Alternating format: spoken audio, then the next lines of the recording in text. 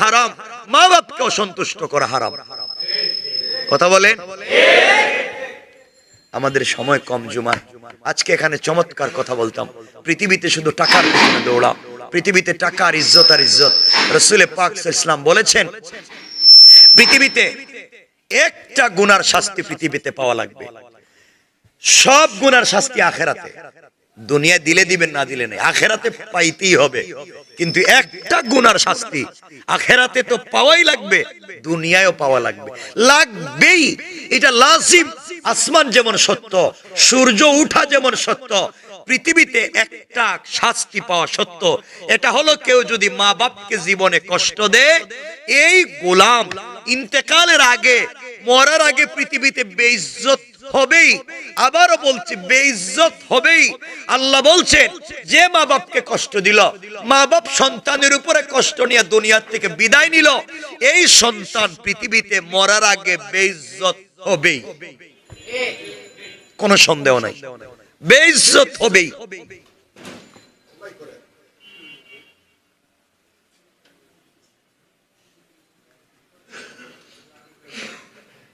আমার কথা শোনেন, এভাবে বন্ধ থাকলে তো আমাদের সময় চলে যাবে। তা আমার কথা এভাবেই শোনেন, খুব গুরুত্বপূর্ণ কথা ছিল, কথাগুলা শোনেন। সুতরাং আমরা বুঝতে পারলাম আল্লাহ তাআলার ইবাদত যেমন ফরজ, মা বাবার সাথে উত্তম আচরণ করা, সবাই বলেন, সত্য কথা বলেন, করবেন, করবেন। মা বাপ কোন জিনিস বুঝলেন? আমার জিগান না কেন মা বাপ কি জিনিস, মানে বুঝলেন না এখনো। সূরা লুকমানে, এটা বললাম সূরা বনী ইসরাঈলে, সূরা লুকমানে আল্লাহ কি বলছেন দেখেন। সূরা লুকমানে আল্লাহ নিজের শুকরিয়া আদায়ের সাথে সাথে আল্লাহর শুকরিয়া আদায় করা যেমন ফরজ, মা বাবার শুকরিয়া আদায় করা কেউ ফরজ করেছেন। সুবহানাল্লাহ বলেন। আপনারা কি চিনলেন এই পৃথিবীতে? মা বাপকে কি চিনলেন? রব কোরআনে কারিমে সূরা লুকমানে বলেছেন, আনিশকুরলি ওয়ালি ওয়ালিদাইয়া, ও বান্দা তোমরা আমার শুকর করো আর মাতা পিতারও শুকর করো। সুবহানাল্লাহ বলেন। আর কেমনে রব বলবেন? ইবাদতের কথা বলছেন, আমার ইবাদত যেমন ফরজ, মা বাবার সঙ্গে উত্তম আচরণ ফরজ। সূরা লুকমানে বললেন, আমার শুকর করা যেমন ফরজ, আনিশকুরলি, আমার শুকরিয়া আদায় করো, ওয়ালি ওয়ালিদাইয়া, সাথে সাথে মা বাপের শুকরিয়া আদায় করো। তুমি তোমার মা বাপকে ভুলে যাও, কিন্তু রব তোমার মা বাপকে ভুলে যায় না। সুবহানাল্লাহ বলেন। আল্লাহ তাআলার ইবাদতের পর পিতা মাতার আনুগত্য সর্বাধিক গুরুত্বপূর্ণ একমাত্র ইবাদত।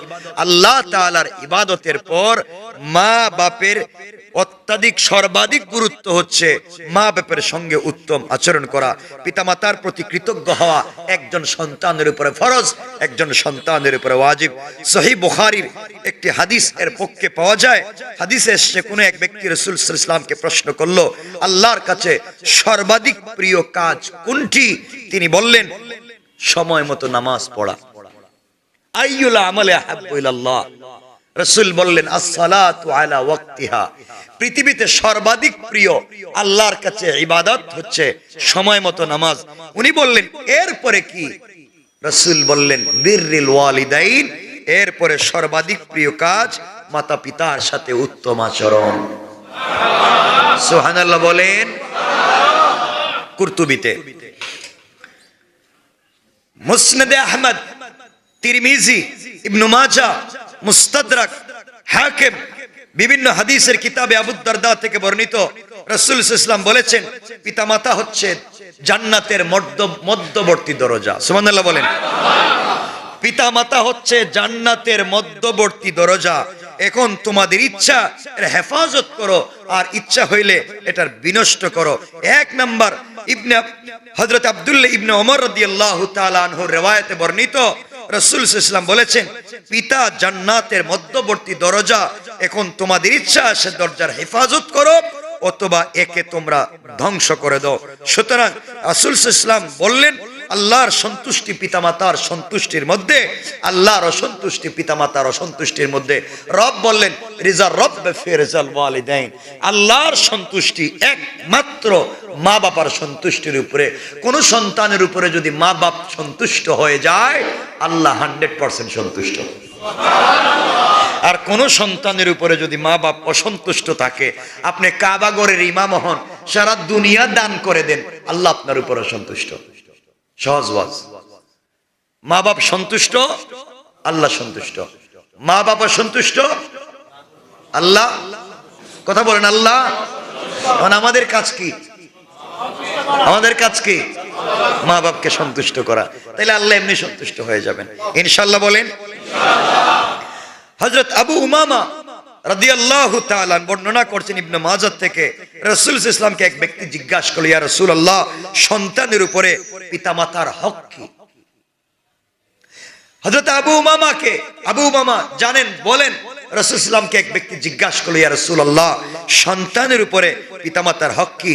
তিনি বললেন, তারা উভয় হুমা জান্নাতুকা ওয়া নারুকা, তারা মা বাপ সন্তানের জন্য জান্নাত, আর না হয় সন্তানের জন্য জাহান্নাম। কথা বুঝাইতে পারলাম? মা বাপ সন্তানের জন্য হয়তো জান্নাত, আর বেয়াদবি করলে হয়তো জাহান্নাম। মা বাপের সন্তুষ্টি, আল্লাহর সন্তুষ্টি মিলবে জান্নাত, মা বাপের সন্তুষ্টি, আল্লাহর সন্তুষ্টি, যেতে হবে জাহান্নাম। বলেন নাউজুবিল্লাহ।